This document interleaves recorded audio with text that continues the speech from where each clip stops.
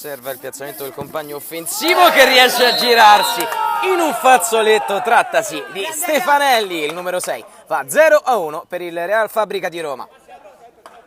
Mastroni, tiro deviato di Scapata, era rimasto in piedi, poi rinviato da quest'altra parte, lo stop in sinistro di Stefanelli, e questo è un grandissimo gol direttamente dal rinvio del portiere senza guardare la porta. Da bomber vero sotto la traversa, Stefanelli fa 2-0 per il Real Fabbrica di Roma.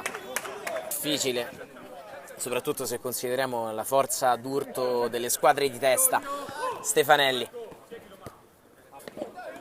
la giocata ancora, Stefanelli vicinissimo al gol del pari.